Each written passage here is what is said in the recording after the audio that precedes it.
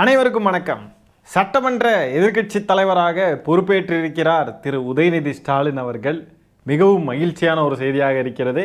இனிமேதான் ஆட்டம் ஆரம்பம். சட்டமன்றத்துக்குள்ளே இது வரைக்கும் அடியெடுத்து கூட வைக்காத ஒரு கட்சி ஆளுங்கட்சியாக மாறி இருக்கு. ஒருத்தர் சிஎம்மாக மாறி இருக்காரு. சட்டமன்றத்துக்குள்ளே இனிமேல் நிறைய ஃபன்னியான சம்பவங்கள் அரங்கேற போகிறது. அதில் எந்த மாற்று கருத்தும் இல்லை. நம்ம நினச்ச மாதிரியே சட்டமன்றத்தில் சில ஃபன்னியான விஷயங்கள் நடந்திருக்கு. அதையெல்லாம் தான் இந்த காணொலியில் பார்க்க போகிறோம். முதலாவதாக பார்த்தீங்கன்னா, அமைச்சர் கீர்த்தனா அவர்கள் சட்டமன்றத்தில் இன்னைக்கு பதவி ஏற்கலை. ஏன்னு பார்த்தீங்கன்னா, அவங்க தேர்தலில் வெற்றி பெற்ற சான்றிதழை கொண்டு வரல. அதனால பதவி ஏற்க முடியலை. இந்த காணொலியில் பார்த்தீங்கன்னா தெரியும், அந்த கீர்த்தனா அமைச்சர் அவர்கள் வராங்களா, வந்துக்கிட்டு அங்கே நிற்கிறாங்க. சான்றிதழ் எங்கன்னு கேட்டதுக்கு சான்றிதழ்லாம் இல்லைங்கய்யா அப்படின்ட்டோன்னே திருப்பி போயிட்டாங்க. சரி, கொஞ்சம் ஒரு மாதிரி வருத்தமாக தான் இருக்குது. திடீர்னு அமைச்சராகி வந்துட்டா பின்ன இதெல்லாம் நடக்க தானங்க செய்யும். இவங்க உதயநிதி ஸ்டாலின் அவர்களை வாரிசு அரசியல், ஸ்டாலின் அவர்களுடைய பையன் அப்படின்ற தகுதியை தவிர வேற என்ன தகுதி இருக்குது இவங்களுக்கு அப்படின்லாம் உதயநிதி ஸ்டாலின் அவர்களை கேட்டுக்கிட்டு இருந்தாங்க. இன்றைக்கி நாங்கள் கேட்குறோம், விஜய் அப்படின்றவருடைய ரசிகை அப்படின்றத தாண்டி, இல்லை ரசிகன்றதை தாண்டி, அங்கே சட்டமன்ற உறுப்பினர்களாக உட்காந்துக்கிட்டு இருக்கிறவங்களுக்கு என்ன தகுதி இருக்குது? விஜய்ன்ற ஒரு ஒற்றை நபருக்காக தான் அங்கே இருக்கிறவங்களெல்லாம் தேர்ந்தெடுத்திருக்காங்க. அப்போ அங்கே சட்டமன்ற உறுப்பினர்களாக பதவி ஏற்றிருக்கிற யாருக்குமே எந்த தகுதியுமே இல்லைல்ல. அப்போ உதயநிதி ஸ்டாலின் அவர்களே வாரிசு அரசியல்னு சொல்லி கேள்வி கேட்குறதுலாம் எந்த விதத்துலையும் நியாயம் கிடையாது. ஆனால் காமெடியாக பாருங்கள், வாரிசு அரசியல் வேண்டாம் அப்படின்னு சொல்லிட்டு எக்ஸ்ட்ரா மேரிட்டல் அஃபேர் இருக்கிற ஒருத்தருக்கு மக்கள் வாக்களிச்சிருக்காங்க. வாரிசு அரசியல் வேண்டவே வேண்டாம், ஆனால் எக்ஸ்ட்ரா மேரிட்டல் அஃபேரில் இருக்கிறவங்க பார்த்தா எங்களுக்கு ஒன்றும் பிரச்சனை இல்லை, எங்களுக்கு அவங்க வந்த பரவாயில்ல. என்ன லாஜிக்டா இது? வாரிசு அரசியலையே கங்கணம் கட்டிக்கிட்டு அடிச்சாங்க. அப்போ எக்ஸ்ட்ரா மேரிட்டல் அஃபேரை எவ்வளோ எதிர்த்துருக்கணும்? வாரிசு அரசியல்லாம் ஒரு தப்பா? அமைச்சர் வேற, இந்த கீர்த்தனான்ற பெண்மணி அமைச்சர் வேற. யோசிச்சு பாருங்களேன், இவங்களுக்கு அமைச்சர் ஆகிறதுக்கு என்ன தகுதி இருக்குது அப்படின்னு தானே நம்ம கேட்போம். ஒரு வெற்றி பெற்ற சான்றிதழை எடுத்துகிட்டு போய் தான் நம்ம பதவி ஏற்கணுன்றது கூட தெரியாமல் வந்திருக்காங்கன்னா இவங்களை எப்படி அமைச்சர் ஆக்கினாங்க? இவங்க எப்படி அமைச்சர் ஆகலாம்? இவங்களுக்கு என்ன தகுதி இருக்குது அமைச்சர் ஆகிறதுக்கு? விஜய் ரசிகை அப்படின்றத தாண்டி என்ன தகுதி இருக்குன்னு கேட்குறேன். இதுக்கு தான் சொல்கிறது, முன்ன பின்ன கொஞ்சம் எக்ஸ்பீரியன்ஸ் இருக்கணும் அரசியலில் அப்படின்ட்டு. இப்போ பாருங்கள், ஒரு பதவியேற்கிற நிகழ்ச்சியிலேயே பார்த்தீங்கன்னா இவங்களுக்கு பதவியேற்கிற விஷயங்க, அந்த பதவியை ஏற்கிறது, ஒரு எம்எல்ஏ பதவியை ஏற்கிறது அப்படின்றது ஒன்று இருக்கு இல்லையா, அந்த இடத்துல என்ன பண்ணணும்னே இவங்களுக்கு தெரியல. இதில் இனிமேல் நிர்வாகம் சம்மந்தப்பட்ட எல்லாமே இவங்க கிட்ட தான் இருக்க போகுது, எல்லா கண்ட்ரோலும் இவங்க கிட்ட தான் இருக்க போகுது. இவங்களுக்கு என்ன தெரியும்? யோசிச்சு பாருங்களேன், இவங்கெல்லாம் என்ன திபு திபு திபுன்னு ஏறி வந்துட்டாங்க. என்ன தெரியும் இவங்களுக்குலாம்? மாற்றம்னா இதுதான் மாற்றம். சூப்பர் மாற்றம். அனுபவசாலிகளை எல்லாம் விரட்டி அடிச்சுட்டு ஒன்றுமே தெரியாதவங்களெல்லாம் ஆளாக கொண்டு வந்து உட்கார வச்சுருக்காங்க. சூப்பர். அதுவும் அமைச்சர் பொறுப்புகள்ல எல்லாம் இருக்காங்கன்றப்போ நம்மளால் ஏற்றுக்கவே முடியலைங்க. தமிழ்நாடு அவமானப்பட்ட தேர்தல்னா இதுதான், தமிழ்நாடு தலைகுனிஞ்ச தேர்தல்னா இதுதான், தமிழ்நாடு தகுதியே இல்லாத நபர்களை தேர்ந்தெடுத்த தேர்தல்னா அது இதுதான். என்னென்னலாம் ஆக போகுதோ. இதில் தற்குறிகள்னு சொன்னால் மட்டும் கோபம் அப்படியே பொங்கிக்கிட்டு வந்துடும், தற்குறிகள்னு சொன்னால் மட்டும். அடுத்ததாக இன்னொரு தாவேக்கா எம்எல்ஏ பார்த்தீங்கன்னா, அவருடைய சான்றிதழை எடுத்துகிட்டு போய் பதவி ஏற்கிறதுக்கு பதிலாக பக்கத்தில் இருந்தவருடைய சான்றிதழை எடுத்துகிட்டு போய் திருப்பி அவருடைய சான்றிதழை போய் எடுத்துகிட்டு வராரு. அந்த காணொலியை பாருங்க. உறுப்பினராக தேர்ந்தெடுக்கப்பெற்ற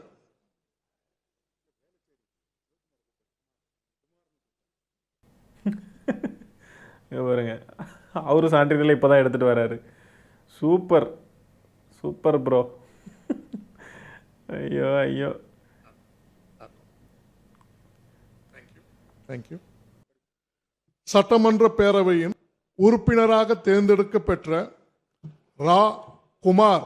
நாங்கள் முன்னாடியே சொன்னோம், இனிமேல் சட்டமன்றம் இல்லை சர்க்கஸ் மன்றம் ஆக போகிறது அப்படின்னு சொன்னோம். சொன்ன மாதிரியே நடக்கிறது பாருங்கள். இனிமேல் ஒரே காமெடியாக தான் இருக்க போகுதுங்க. அடுத்தது பார்த்தீங்கன்னா, எடப்பாடி பழனிசாமி அவர்கள் போய் பதவி ஏற்கிறப்போ சட்டமன்றத்தில் விஜய் அவர்களுக்கு வணக்கம் வைக்கிறார். விஜய் வணக்கமே சொல்ல மாட்டேங்கிறாருங்க. திருப்ப ஒரு பேசிக் ஒரு சின்ன ஒரு மாண்பு கூட இல்லை விஜய்க்கு. பாருங்களேன், இங்கே பாருங்களேன், அவர் வணக்கம் வைக்கிறாரு. விஜய் அவர்கள் வணக்கமே வைக்காமல் இருக்காருங்க. ஒரு முன்னாள் முதலமைச்சர், என்ன வேணால் இருந்துட்டு போட்டோம், ஒரு வணக்கம் வச்சுட்டு போகலாம்ல. நேருக்கு நேர் பார்க்குறப்போ கூடவா எப்படி ஈகோவில் முகத்தை அப்படியே முறைச்சிக்கிட்டு இருக்கணும்? என்ன இது? அடுத்ததான் நம்ம பார்க்க போகிறது என்னன்னு பார்த்தீங்கன்னா, கொளத்தூர் தொகுதியில் ஜெயிச்சார் பாருங்க விஎஸ் பாபுன்றவர். மக்கள்லாம் விஜய்க்கு வாக்களிக்கிறோன்ற பேரில் ஓட்டு போட்டாங்க இல்லையா, விஜய்க்கு போடுறோம் அப்படின்னு நினச்சிட்டு போட்ட ஓட்டுகள் இருக்கு இல்லையா, அதில் ஜெயிச்ச நபர் விஎஸ் பாபு. அவர் ஊடகங்களுக்கு பேட்டி கொடுக்குறப்போ எப்படி ஆடி ஆடி தள்ளாடி தள்ளாடி பேசுகிறாருன்னு பாருங்களேன். சிவி சண்முகம் இருக்கார் பாருங்க, அதே மாதிரியே பேசுகிறாருங்க. தலைவர் பேசிட்டாரு.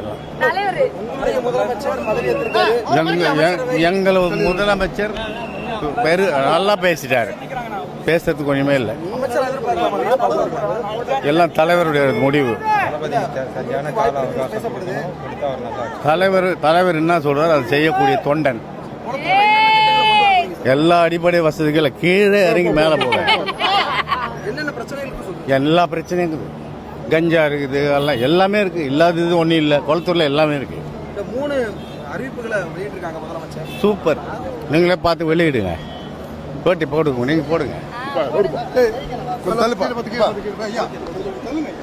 அன்பார்ந்த கொளத்தூர் தொகுதி வாக்காளர் பெருமக்களே, நீங்கள் யாரை தேர்ந்தெடுத்திருக்கீங்கன்னு புரியுதா உங்களுக்கு? அவர் எப்படி பேசுகிறாருன்றதை பார்த்தாவே உங்களுக்கு புரியலையா? பின்னாடி ஒருத்தர் சொல்லி கொடுத்துக்கிட்டு இருக்கார் என்ன பேசணுன்ட்டு. சூப்பர். மாற்றம், நல்ல மாற்றம். தினமும் ஒரு மாற்றமோ 2 மாற்றமோ 3 மாற்றமோ நீங்கள் எவ்வளோ மாற்றம் எதிர்பார்க்குறீங்களோ அவ்வளோ மாற்றங்களை நாம் தினமும் பார்த்து கொண்டிருக்கிறோம். நீங்கள் ஆசைப்பட்ட மாற்றம் நல்ல கண்ணு முன்னாடி தெரியுது பாருங்கள். ஒளிமயமான எதிர்காலம் கண்ணுக்கு முன்னாடி தெரியுது. தமிழ்நாடு எப்படி ஒளிமயமாக பிரகாசமாக இருக்க போகுதுன்னு நல்லா தெரியுது. நல்லா அனுபவிங்க மாற்றத்தை எல்லாம். எப்பேற்பட்டவனாக இருந்தாலும் தாவைக்கால போய் சேர்ந்து ஒரு வேட்பாளர் சீட்டை வாங்கிட்டா போதும் போல் ஜெயிச்சிடலாம் போல் இருக்குது. இனிமேல் எப்படிப்பட்ட குற்றவாளிகளாக இருந்தாலும் சரி, எவனாக இருந்தாலும் சரி, ஜெயிலிருந்து ஜாமீனில் வெளியே வந்து ஏதாவது பெரிய பெரிய குற்றங்கள் செஞ்சுக்கிட்டு வந்தவனாக இருந்தாலும் சரி, எவனாக இருந்தாலும் சரிங்க, போய் தாவைக்கால சேர்ந்துட்டா போதும், பவர் கையில் கிடச்சிரும், அதிகாரம் கையில் கிடச்சிரும். ஈஸி, ரொம்ப ஈஸி, ஜெயிச்சிடலாம். மக்கள் ஓட்டு போட்டுருவாங்க. ஏன்னா மக்கள் யார் என்னன்னெலாம் பார்க்க மாட்டாங்க. விஜய்னு சொல்லி ஓட்டு போடுவாங்க. விஜய்க்கு ஓட்டு போடுறத பற்றியும் சிந்திக்க மாட்டாங்க.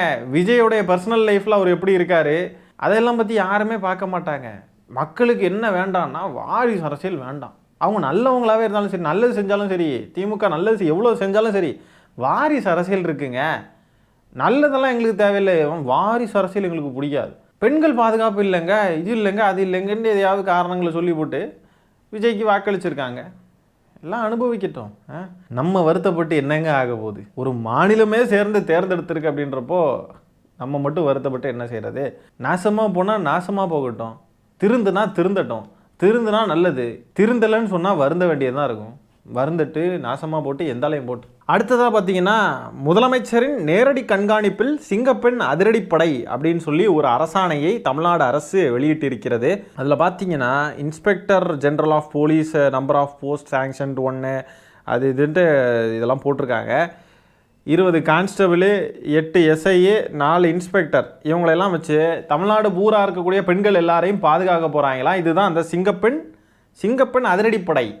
பெண்களை எல்லாம் பாதுகாக்க போகிறாங்களாம். இவ்வளோ பேரை வச்சுக்கிட்டு தான். அணில்களுக்கு அடுத்த விபூதி.